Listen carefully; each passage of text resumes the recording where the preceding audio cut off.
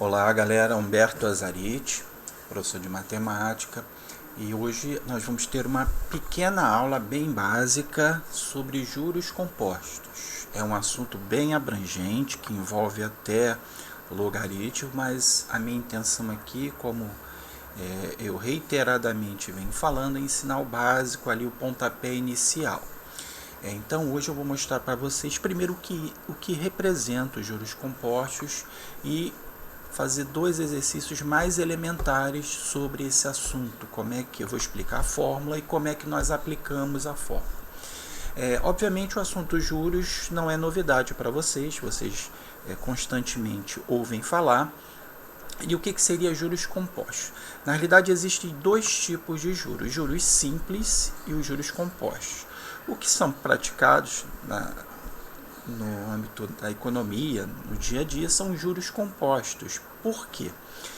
Porque os juros simples, eu vou explicar através de um exemplo. Imagina que você pegou R$100 emprestado e aí uma pessoa te cobre juros simples, tá?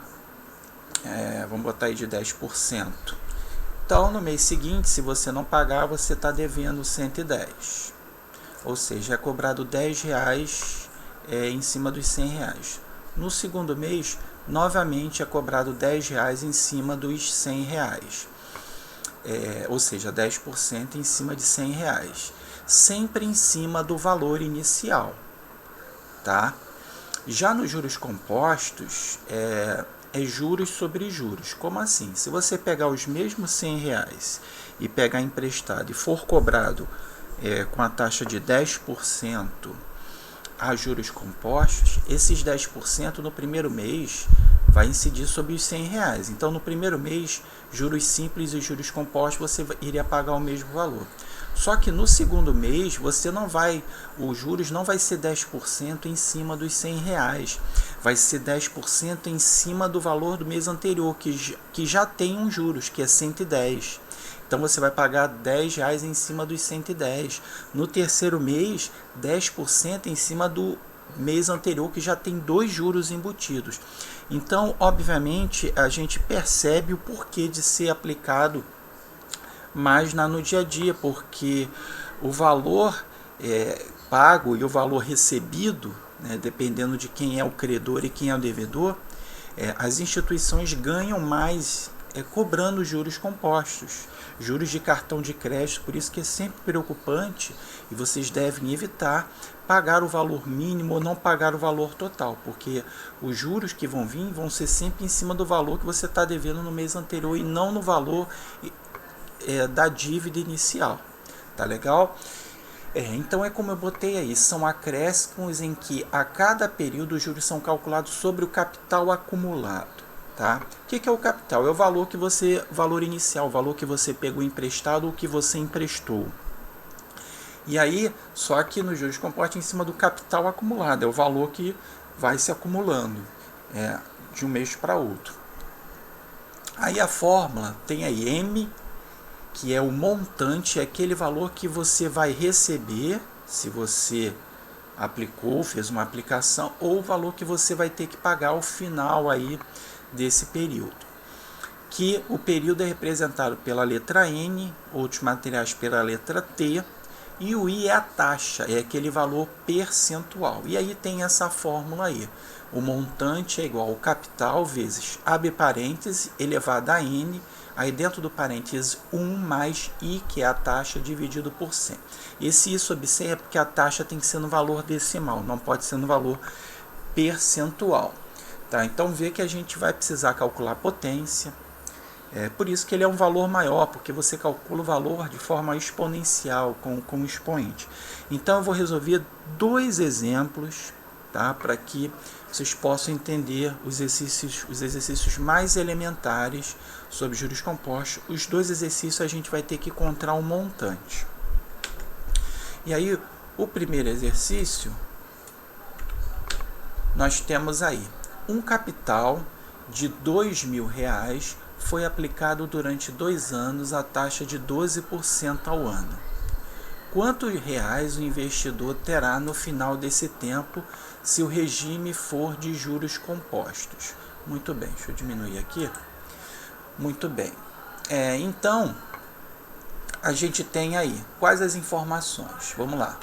A gente tem o capital, que é 2.000, tá? R$ 2.000. A taxa 12% ao ano, e a gente costuma usar essa abreviação AA, que significa ao ano.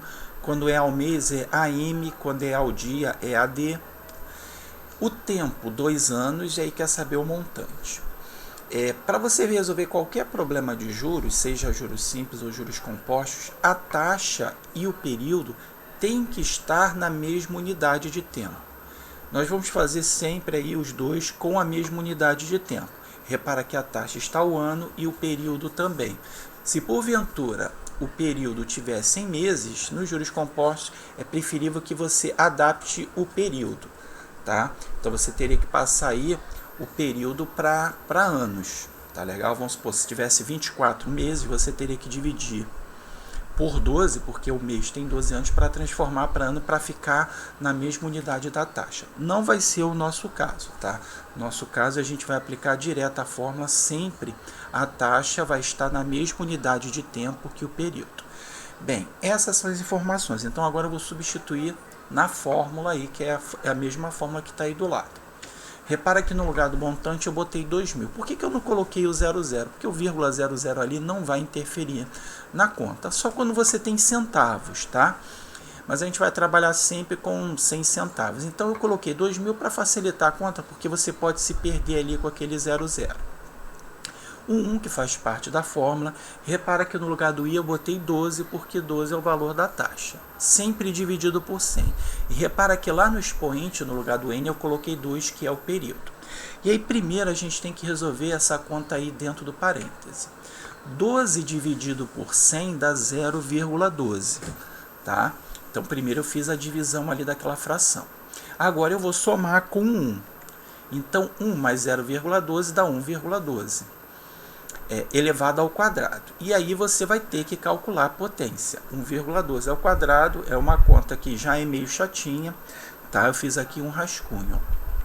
1,12 ao quadrado é 1,12 vezes 1,12, que dá 1,2544. Tá legal? Então, esse é o valor dessa potência. Então, no lugar da potência ali do 1,12 ao quadrado elevado a 2, eu substituo pelo valor ali do meu rascunho, que é 1,2544.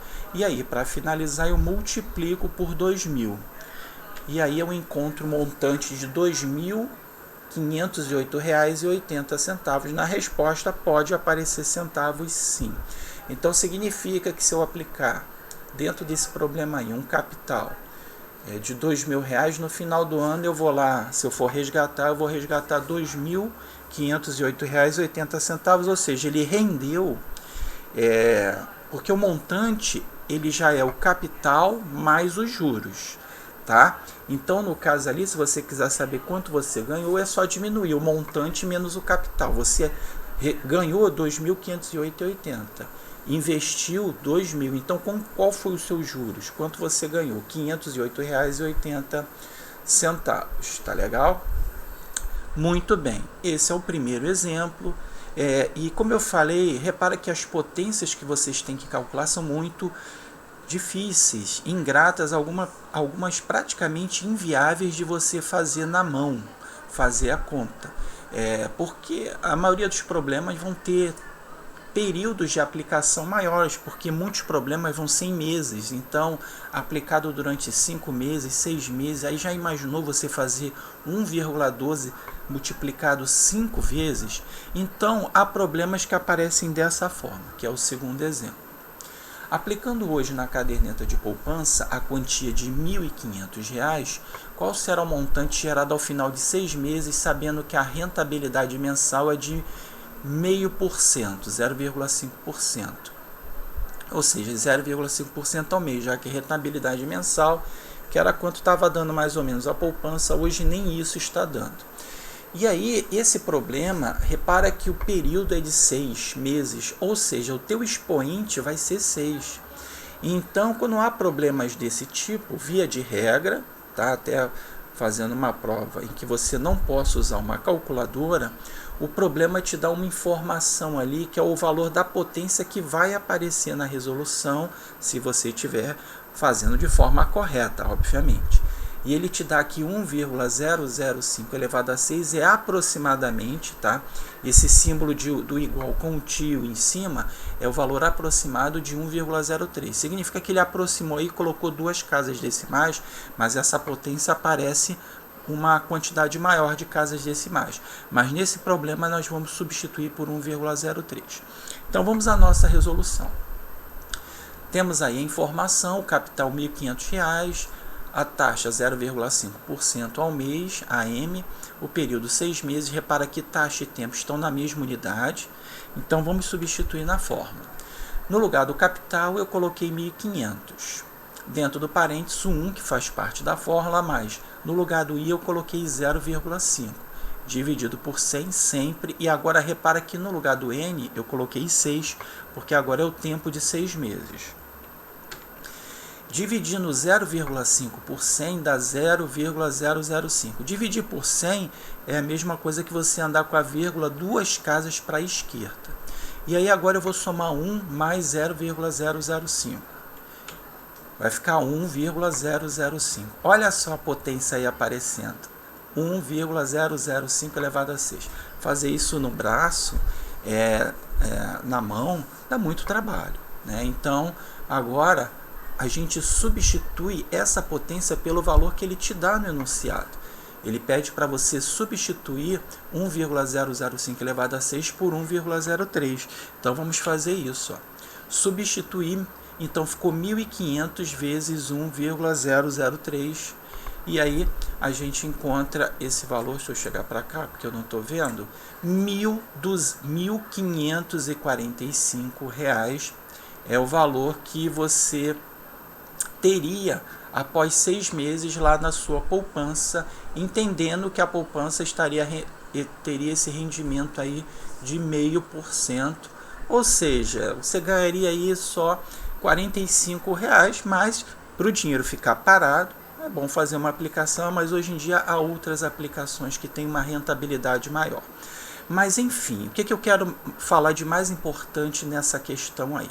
Por que eu botei em vermelho a penúltima linha aí, 1.500 vezes 1,03?